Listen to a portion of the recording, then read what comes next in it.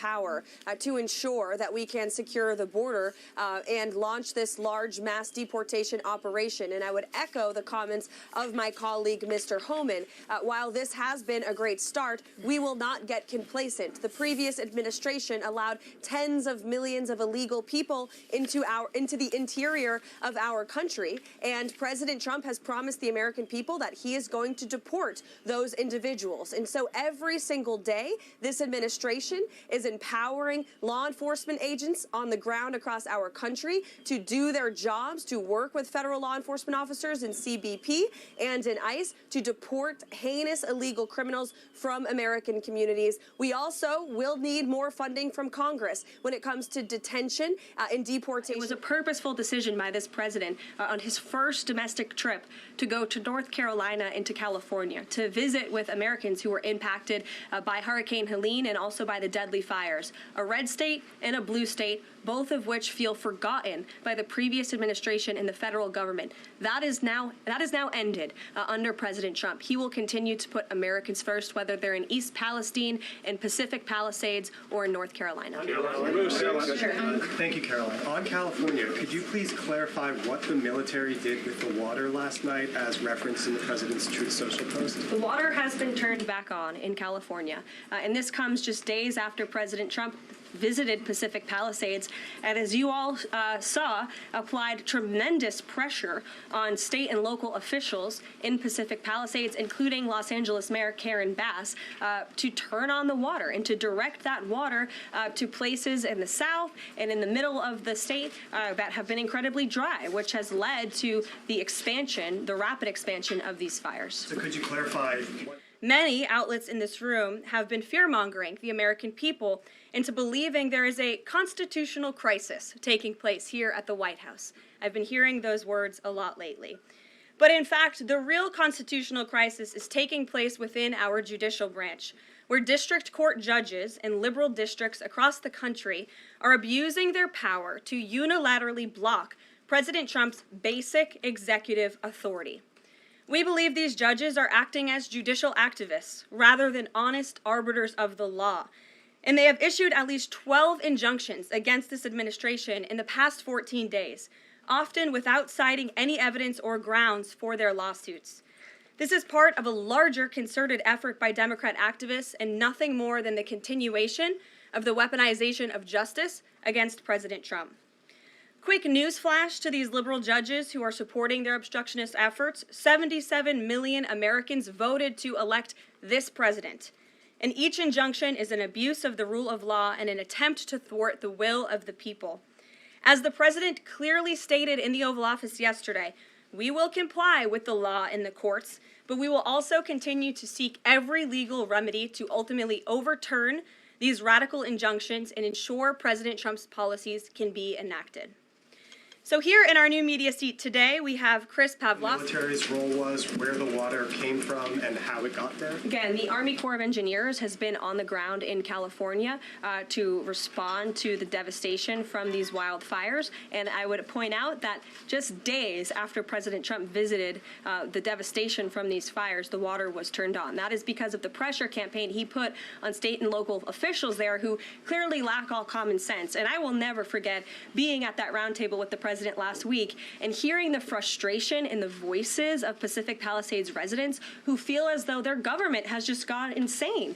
Before President Trump showed up on the scene, Karen Bass was telling private property owners that they would have to wait 18 months to access their private property. So this administration, the president and his team that's on the ground in California, Rick Grinnell, who he has designated to oversee this great crisis, will continue to put pressure on Karen Bass and state and local officials to allow residents to access their properties. This is a huge part of it. These residents want to take part in their own clearing out of their properties. They should be able to do that. It's the United States of America. The administration is wholeheartedly committed to a peace deal to end once and for all the Russia-Ukraine war.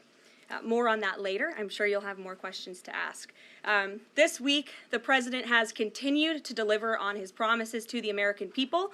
According to new polling that was released at the beginning of this week by CBS News, an overwhelming 70% of Americans said that President Trump is following through on what he pledged to do during his historic campaign of President Trump. In the strong and tough leadership of President Trump, Mark Fogel, an American teacher detained by Russia, was returned to American soil and met with the president here at the White House last night.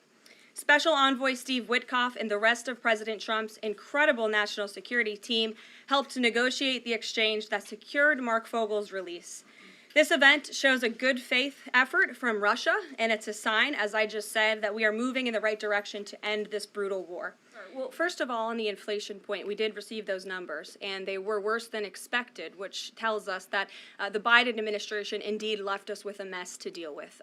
It's far worse than I think anybody anticipated, because unfortunately the previous administration was not transparent in where the economy truly was. We know people at this very podium told the American people that inflation was transitory and that it would go away. That was not the case. And now the last report of the Biden administration, as revealed today, shows that inflation is still about 4.5% higher over the past 3 months. This is an indictment on the Biden administration's mismanagement of the inflation crisis and their lack of transparency in addressing it. As for tackling inflation and interest rates, the president has made his position on this very clear. He wants interest rates to be lower, he wants inflation to be lower, and he believes that the whole of government economic approach that this administration is taking will result in lower inflation. I have said that from this podium many times. The president had record low interest rates and inflation rates in his first term. He believes that the economy can handle it and withstand it. And we're doing a lot to tackle the inflation effort on this front. It's a whole of government economic approach, and I've talked about what we're doing to tackle inflation quite a few times from this podium. What update us on reciprocal tariffs going to come before Prime Minister Modi's visit tomorrow? I do believe it will come before the Prime Minister's visit tomorrow, and I will let the President discuss the details on the reciprocal tariff front. But this is something he believes strongly in, and it's very simple logic as to why the President wants to impose reciprocal tariffs. It's the golden rule, which we all learned when we were growing up in school. Treat others the way you want to be treated, and far too many nations around this world have been ripping off the United States of America for far too long, and that's why the President believes this will be a great policy that will benefit American workers and improve our national security. JJ. On Doge and the fraud claims, Elon Musk in the Oval yesterday gave us some information on that. We're just wondering if there's some proof, evidence. Is the White House willing to share evidence of those fraud claims, or can Elon Musk come to the briefing room and share material evidence of what he's talking about? Sure, I would love for Elon Musk to come to the room. That's why we had him go to the Oval Office yesterday, where I think he provided great answers. He was speaking in layman's terms, speaking common sense to all of you in the media, but also to Americans at home. But I would say especially to all of you in the media, because I think it's a real fallacy that there's this alleged lack of transparency when it comes to Doge.